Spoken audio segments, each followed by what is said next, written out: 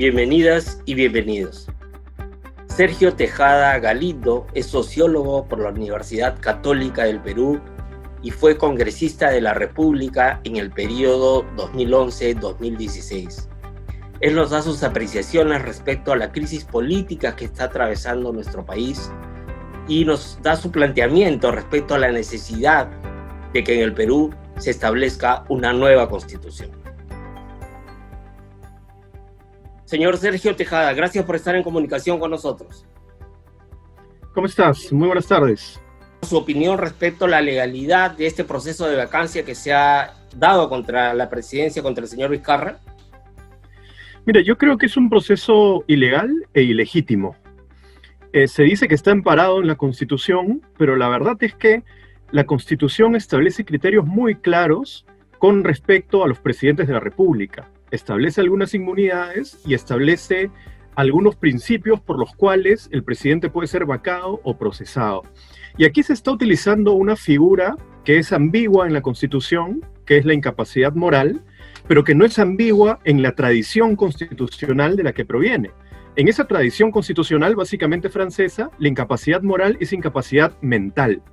Es una persona que no está en sus condiciones mentales para ejercer un cargo, es vacado. Y aquí se ha confundido un juicio político por hechos de corrupción que tendrán que investigarse con esta vacancia que al final solamente obedece a una suma de números. Tenemos mayoría y lo sacamos. Y yo creo que eso le hace mucho daño a la democracia. Entonces, por un lado, creo que no es legal, no se ajusta al orden constitucional, pero por otro lado es ilegítimo, porque no cuenta con el respaldo ciudadano. Esto va mucho más allá de Vizcarra. Muchas de las personas que estamos en las calles no simpatizamos con Vizcarra, creemos que ha tenido una mala gestión de la pandemia y podemos tener otras críticas con respecto incluso a los procesos que se le siguen, pero defendemos la institucionalidad democrática. Están entrando personas que están defendiendo sus propios intereses, su inmunidad parlamentaria, quieren en algunos casos prolongar su permanencia en el Congreso, en otros han negociado aparentemente la liberación de Antauro Humala, han negociado ministerios, entonces es también ilegítimo. Usted ha mencionado que hay grupos detrás. ¿Quiénes habrían liderado esta vacancia y qué se propondrían, ¿no? ¿Cuáles son las instancias o instituciones del Estado que habría que observar? Prácticamente ha sido un golpe de Estado, según su opinión, y inclusive la Coordinadora Nacional de Derechos Humanos ha sacado un comunicado en el que afirma que es un golpe de Estado. ¿Qué instituciones quisieran copar estas organizaciones, estos grupos económicos, estos grupos políticos? Aquí creo que el protagonismo lo ha tenido Acción Popular, un partido totalmente dividido, enfrentado, con diferentes apetitos de poder. Merino quería hacerse de la presidencia, así sea por la ventana. No ha entrado por las urnas. Él es una persona que entró al Congreso con 5.000 votos, nada más. Y hay otros partidos que tienen intereses también, ¿no? UPP, claramente, la amnistía de Antauro Humala. Hay otros partidos que sienten que no están preparados para afrontar las elecciones y les gustaría postergarlas. Hay otros partidos también que tienen a sus principales líderes investigados, ¿no? Es el caso de Podemos, donde Luna está con detención. El hijo de Luna, parlamentario, no está detenido porque tiene inmunidad parlamentaria y piensan que en este caos van a poder recomponer su situación judicial. Entonces, ¿qué instituciones quieren copar para pasar a la segunda parte? Primero, el Tribunal Constitucional para ellos es fundamental. Fíjate cómo podemos tener un Estado de Derecho que se funda en la separación de poderes, si el Parlamento gobierna el Ejecutivo y además controla el Tribunal Constitucional, que es el que decide en última instancia los asuntos de justicia y de derechos de las personas. Tendríamos todo concentrado prácticamente en un solo poder del Estado. Eso no puede ser una democracia. Aparte del Tribunal Constitucional, debe haber un interés en influir en las investigaciones, porque recordemos que hay 68 parlamentarios que tienen investigaciones en curso. Hay incluso un parlamentario que tiene sentencia en segunda instancia, que debería estar fuera del Parlamento, que es Humberto Acuña, de Alianza para el Progreso. Y hay otros parlamentarios que tienen intereses en universidades. SUNEDU parece que es uno de los objetivos muy importantes de los grupos golpistas, porque las universidades han funcionado antes de SUNEDU como el botín, ¿no es cierto? Como la mina de oro, donde además aparentemente se lavaba dinero y se financiaban campañas políticas. Estaba ayer en las manifestaciones, ¿cómo ha visto el ambiente, cómo ha visto el accionar de la policía respecto a la represión ciudadana que se ha dado? Habían personas de civil que estaban tomando detenidos a personas y han habido disparos, han habido un tipo de represión demasiado, parece, ya orientada hacia una represión más fuerte, ¿verdad? Desproporcionada, ¿no? En efecto, todos los ciudadanos tienen derecho a la protesta, no tienen por qué ser reprimidos. La policía más bien debería facilitar las protestas y garantizar, digamos, que éstas sean pacíficas.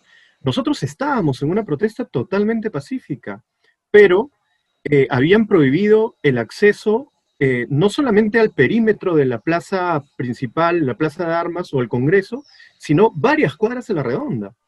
Y no contentos con eso, nos seguían empujando más lejos, ¿no? Primero estaba cerrado a la altura de Guayaga, nosotros estábamos ahí, y de pronto llegaba la orden de empujarnos a todos, y venían los policías y nos empujaban violentamente hacia afuera, al punto que nos llevaron hasta el cruce de Lampa con Cusco, que esto está como a 5 cuadras y como a 7 cuadras del Parlamento.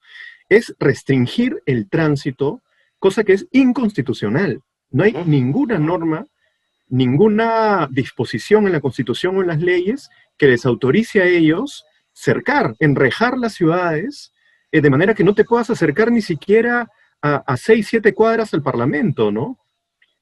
Por la noche yo ya no estuve, pero sí pude ver en televisión que la represión aumentó muchísimo más. Entraron los ternas, infiltrados de civiles, tratando de provocar, tirando piedras a la policía para que algún ciudadano se sume y a ese detenerlo, ¿no? Es una práctica que para mí es fascista, francamente, y es muy peligrosa.